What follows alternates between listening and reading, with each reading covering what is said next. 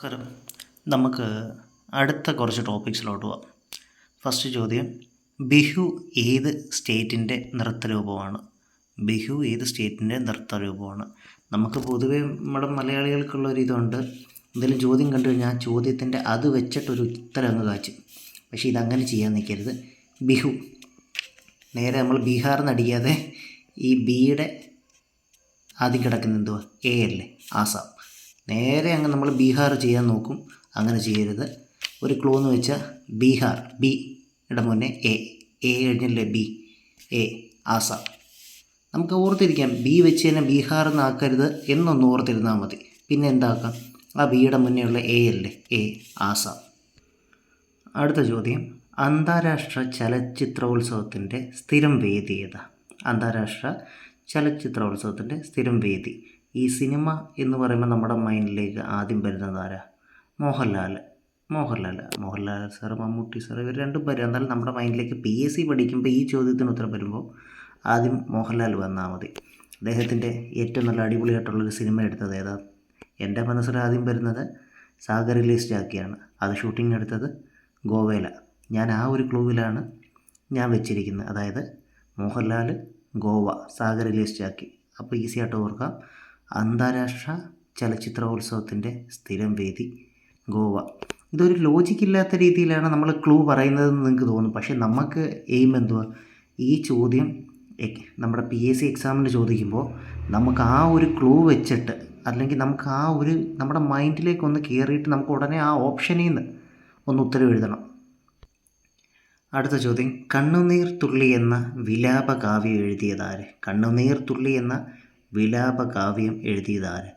ഈ കണ്ണുനീർ തുള്ളി, ഈ കണ്ണുനീര് വരുമ്പോൾ ശോകഗാനമൊക്കെ പാടത്തില്ല, നമുക്ക് 3-4 പാട്ടൊക്കെ പാടി, ഏത് ലിക്കറടിക്കുന്നവർ ലിക്കറൊക്കെ അടിച്ച് ബീച്ചിൻ്റെയോ ബാറിൻ്റെയൊക്കെ സൈഡിൽ പോയി ഇരുന്നിട്ട് 3-4 പാട്ടൊക്കെ പാടി, കണ്ണുനീര് വരുമ്പോൾ വിഷമമല്ലേ, ശോകമല്ലേ, 2-3 പാട്ടൊക്കെ പാടി, മധുസാറിൽ കറുത്തമ്മ ഓർത്ത് പാടുന്നത് പോലെയൊക്കെ. അപ്പോൾ 4 പാട്ട്, 3-4 പാട്ടൊക്കെ പാടി, 4 പാട്ട് നാരായണ മേനോൻ.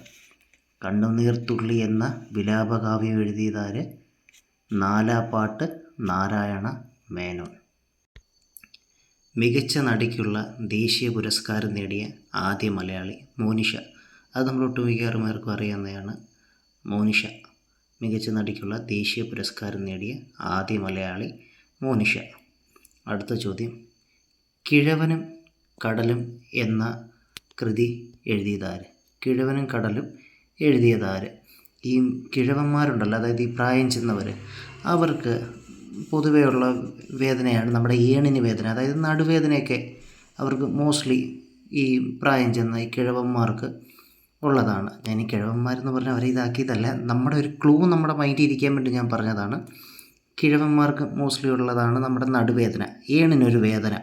കിഴവനും കടലും എഴുതിയതാരാണ്? ഏണസ്റ്റ് ഹമ്മിങ്വേ. കിഴവനും കടലും എഴുതിയതാരാണ്? ഏണസ്റ്റ് ഹമ്മിങ്വേ. ഓർത്തിരിക്കാനുള്ള ക്ലൂ എന്താണ്? കിഴവന്മാർക്ക് എപ്പോഴും നടുവേദനയൊക്കെ ഉള്ളതല്ലേ, ഏണിനൊരു വേദനയുള്ളതല്ലേ. ഏണസ്റ്റ് ഹമ്മിങ്വേ. തമാശ ഏത് സംസ്ഥാനത്തിൻ്റെ നൃത്തരൂപമാണ്? തമാശ ഏത് സംസ്ഥാനത്തിൻ്റെ നൃത്തരൂപമാണ്? അത് ഓർത്തിരിക്കാനുള്ള ക്ലൂ എന്ന് വെച്ച് കഴിഞ്ഞാൽ, നമ്മൾ ഈ കൂട്ടുകാരൊക്കെ ആയിട്ടിരിക്കുമ്പോൾ അവിടെ ഏറ്റവും കൂടുതൽ ഈ തമാശയൊക്കെ അടിച്ചു വിടുന്നത്, അന്നേരം നമ്മൾ ആ തമാശ അടിക്കുന്നവനെ അന്നേരം തന്നെ ഏറെ കയറ്റുമല്ലോ. അതൊന്ന് ഓർത്തിരുന്നാൽ മതി. നമ്മൾ തമാശ പറയുമ്പോഴേ ഓ ഇയാളുടെ ഒരു മഹാ തമാശയും പറഞ്ഞുകൊണ്ട് വരുന്നു, ആ ഒന്നൊന്ന് ഓർത്തിരുന്നാൽ മതി. തമാശ ഏത് സംസ്ഥാനത്തിൻ്റെ നൃത്തരൂപമാണ്? മഹാരാഷ്ട്ര. ഇയാളുടെ ഒരു വലിയ മഹാ തമാശ ഇറക്കാൻ പറ്റിയ സമയം, കൂട്ടുകാരനെ ഉടനെ ഏറെ കയറ്റുമല്ലോ. തമാശ ഏത് സംസ്ഥാനത്തിൻ്റെ നൃത്തരൂപമാണ്? മഹാരാഷ്ട്ര. ലതാ മങ്കേഷ്കർ പിന്നണി പാടിയ മലയാള ചിത്രം? അതറിയാം, നമ്മുടെ നെല്ല്. കദളി കദളി കൺകദളി, ആ പാട്ടിൻ്റെ ഓർമ്മയുണ്ടല്ലോ. ആ പാട്ടൊരിക്കലും നമ്മൾ മറക്കത്തില്ല, നമുക്കറിയാം. ലതാ മങ്കേഷ്കർ പിന്നണി പാടിയ മലയാള ചിത്രം അതാണ് നെല്ല്. പാവങ്ങൾ എന്ന കൃതി എഴുതിയതാര്? പാവങ്ങൾ എന്ന കൃതി എഴുതിയത് ആര്? നമുക്കിങ്ങനൊരു ചോദ്യം എക്സാമിന് വന്നു കഴിഞ്ഞാൽ നമ്മൾ ഒട്ടും ആലോചിക്കാതെ തന്നെ ഉത്തരം എഴുതാൻ ഞാൻ കണ്ടുപിടിച്ചൊരു ഐഡിയ എന്തെന്നറിയോ? കുറച്ച് എൻ്റെയൊക്കെ കൊച്ചു നാളിൽ ഈ പാവങ്ങൾ ഇവിടെയൊക്കെ ഈ മേസൺസ് ചേട്ടന്മാരൊക്കെ ഉണ്ടല്ലോ, ഈ ഡെയിലി വേജസിനൊക്കെ വരുന്നവർ, അവർ എങ്ങനെ ഡെയിലി ജോലിക്ക് വന്നുകൊണ്ടിരുന്നത് നല്ല മൈലേജുള്ള വണ്ടി, നമ്മുടെ TVSൻ്റെ ഒരു വിക്ടർ വണ്ടി ഉണ്ടല്ലോ, പാവങ്ങളല്ലേ അവർ, നല്ല മൈലേജുള്ള വണ്ടി വേണമല്ലോ, വിക്ടർ, പഴയ ഒരു TVS വിക്ടർ GL വണ്ടി ഉണ്ടല്ലോ, പണക്കാർ ബുള്ളറ്റിലും. ശരിക്കും അങ്ങനെയല്ല, എന്നാലും നമ്മുടെ ഒരു ക്ലൂവിന് വേണ്ടി. പാവങ്ങൾ എന്ന കൃതി എഴുതിയതാര്? മറ്റേ TVS വിക്ടറിൻ്റെ വണ്ടി ഉണ്ടല്ലോ, പാവങ്ങളായതുകൊണ്ട് നല്ല മൈലേജ് വണ്ടി വേണം, നല്ല മൈലേജുള്ള വണ്ടി. പാവങ്ങൾ എന്ന കൃതി എഴുതിയതാര്? Victor Hugo. Victor Hugo. ഇത് നമ്മളൊരു ലോജിക്കൊന്നും ചിന്തിക്കേണ്ട, നമുക്കൊരു ഐഡിയ വെച്ചിട്ട്, അതായത് നമ്മൾ മറക്കാത്ത രീതിയിൽ ഒരു ഐഡിയ നമുക്ക് കിട്ടിയാൽ മതി. പാവങ്ങൾ ഓടിച്ചുകൊണ്ടിരുന്ന വണ്ടി ഏതാ? TVSൻ്റെ പഴയ വിക്ടർ ഉണ്ടല്ലോ, നല്ല മൈലേജുള്ള വണ്ടി. പാവങ്ങൾ എന്ന കൃതി എഴുതിയതാരാ? Victor Hugo. Victor Hugo. വെളിച്ചം ദുഃഖമാണുണ്ണി, തമസല്ലോ സുഖപ്രദം. ആരുടെ വരികളാണ്? വെളിച്ചം ദുഃഖമാണുണ്ണി, തമസല്ലോ സുഖപ്രദം. തമസെന്ന് വെച്ചാൽ നമുക്കറിയാം ഇരുട്ട്. ഇത് ഓർത്തിരിക്കാൻ നമുക്ക് ഒരു ക്ലൂ ഞാൻ പറഞ്ഞുതരാം. അതായത് നമ്മൾ നമ്മുടെ കസിൻസോ സഹോദരങ്ങളോ ആരെങ്കിലും വീട്ടിൽ ഇരിക്കുക, നമ്മളെല്ലാം ഒന്നിച്ചിരിക്കുക, അന്നേരം വൈകുന്നേരം ഒരു 6-7 മണിയായപ്പോൾ കറണ്ട് പോയി. അന്നേരം നമ്മൾ അവരുടെ അടുത്ത് പറയുക, എടാ എമർജൻസി, അല്ലെങ്കിൽ എമർജൻസി ഓർ മെഴുകുതിരി എന്തെങ്കിലും എടുത്തുകൊണ്ട് വരാൻ പറഞ്ഞു കഴിയുമ്പോൾ അവർക്ക് എടുക്കാൻ മടി കാരണം അവരൊരു ആക്കിയുള്ള രീതി നമ്മളൊരു തമാശയായിട്ട് തിരിച്ചു പറയും, ഒരു ആക്കിയ രീതിയിൽ. വെളിച്ചം ദുഃഖമാണുണ്ണി, തമസല്ലോ സുഖപ്രദം. അതായത് അവർക്ക് എടുക്കാൻ വയ്യ, നമ്മളായിട്ട് ആക്കുക, ആക്കി നമ്മൾ പോയി എടുത്തുകൊണ്ട് വരണം. അപ്പോൾ എങ്ങനെ? ആക്കി. അക്കിത്തം അച്യുതൻ നമ്പൂതിരി. വെളിച്ചം ദുഃഖമാണുണ്ണി, തമസല്ലോ സുഖപ്രദം. അക്കിത്തം അച്യുതൻ നമ്പൂതിരി. ഷൈലോക്ക് എന്ന കഥാപാത്രത്തിൻ്റെ സൃഷ്ടാവാര്? ഷൈലോക്ക് എന്ന കഥാപാത്രത്തിൻ്റെ സൃഷ്ടാവാര്? ആ ഷൈലോക്ക്, ആ ഷായി തന്നെ ഉണ്ട് ഷേക്സ്പിയർ. ഷൈലോക്ക് എന്ന കഥാപാത്രത്തിൻ്റെ സൃഷ്ടാവാര? ഷേക്സ്പിയർ. ശൃംഗാരഭാവത്തിന് കൂടുതൽ ഊന്നൽ നൽകുന്ന നൃത്തരൂപം ഏതാ? ശൃംഗാരഭാവത്തിന് കൂടുതൽ ഊന്നൽ നൽകുന്ന നൃത്തരൂപം നമുക്കറിയാം, മോഹിനിയാട്ടം. നല്ല സുന്ദരിമാരായിട്ടുള്ള മോഹിനിമാർ വന്ന് നല്ല രീതിയിൽ നൃത്തം കളിക്കുന്ന, അതേപോലെ ശൃംഗാരമുള്ള കഥകളിയുണ്ട്. പക്ഷേ നമുക്ക് മൈൻഡിലുള്ളത് ഏതാ? മോഹിനിയാട്ടം. നല്ല മോഹിനിമാർ വന്ന് നൃത്തമൊക്കെ കളിക്കത്തില്ലേ, അതായത് മുഖത്ത് നല്ല എക്സ്പ്രഷനൊക്കെ വാരി വിതറി അവരുടെ ഒരു സൗന്ദര്യവും ഇതൊക്കെ കാണിച്ചുകൊണ്ട് ശൃംഗാരഭാവത്തിന് കൂടുതൽ ഊന്നൽ നൽകുന്നത് മോഹിനിയാട്ടം, മോഹിനിമാരുടെ ഡാൻസാണ്. മോഹിനിമാരാണല്ലോ ഈ ശൃംഗാരമൊക്കെ ഏറ്റവും കൂടുതൽ കാണിക്കുന്നത്. അപ്പോൾ ശൃംഗാരഭാവത്തിന് കൂടുതൽ ഊന്നൽ നൽകുന്ന നൃത്തരൂപം മോഹിനിയാട്ടം. ദാദാസാഹിബ് ഫാൽക്കെ പുരസ്കാരം ഏർപ്പെടുത്തിയ വർഷം? ദാദാസാഹിബ് ഫാൽക്കെ പുരസ്കാരം ഏർപ്പെടുത്തിയ വർഷം, ഞാനത് ഓർത്തിരിക്കുന്നത് വെച്ചാൽ നമ്മുടെ ദാദാസാഹിബ് ഇറങ്ങിയത് നമ്മുടെ 90കളിലല്ലേ ഇറങ്ങിയത്? ദാദാസാഹിബ് മലയാളം സിനിമ 90കളിൽ.